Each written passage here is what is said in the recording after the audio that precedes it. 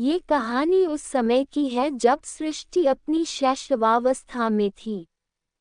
धरती, आकाश और पाताल के बीच की सीमाएं धुंधली थीं और देवता व दानव अक्सर एक दूसरे की संपर्क में रहते थे।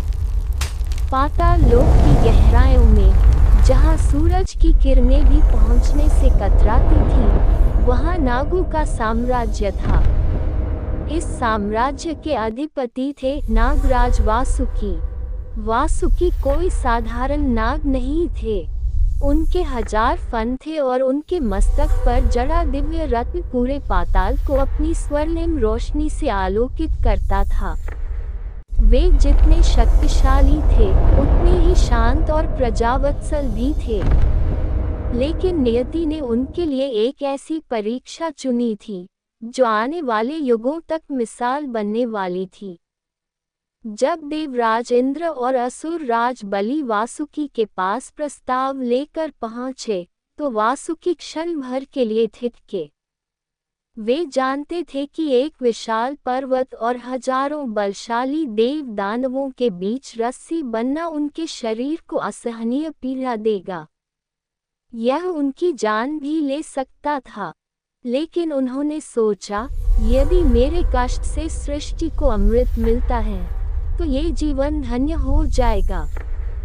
वासुकी ने अपनी सहमति दे दी।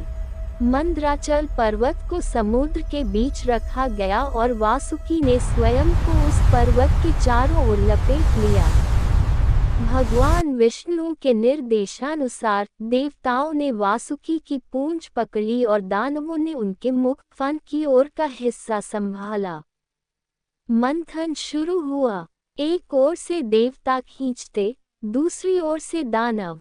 वासुकी का शरीर पर्वत के घर्षण से छिलने लगा।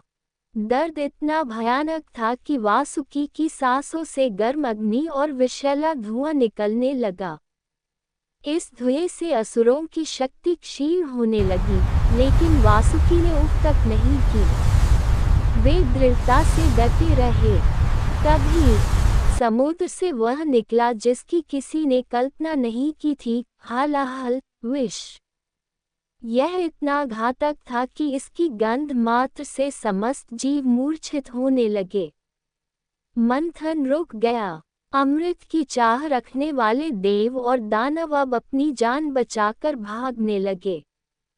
तब भगवान शिव प्रकट हुए।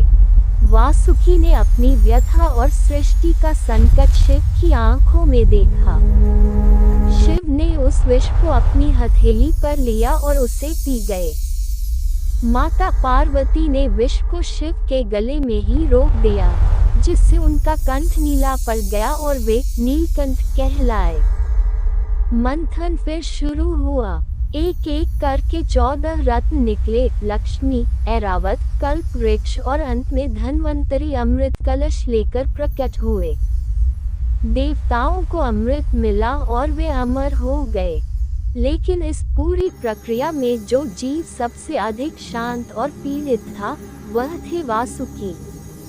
उन्होंने बिना किसी लालच के अपना शरीर अर्पित कर दिया था। वासुकी की इस निस्वार्थ सेवा और अपार धैर्य से महादेव अत्यंत प्रसन्न हुए। उन्होंने वासुकी को आशीर्वाद दिया और उन्हें अपने गले के आभूषण के रूप में स्वीकार किया। यह इस बात का प्रतीक था कि जो दूसरों के कल्याण के लिए विश्व कष्ट सहता है, वह साक्षात ईश्वर के हृदय के सबसे करीब होता है।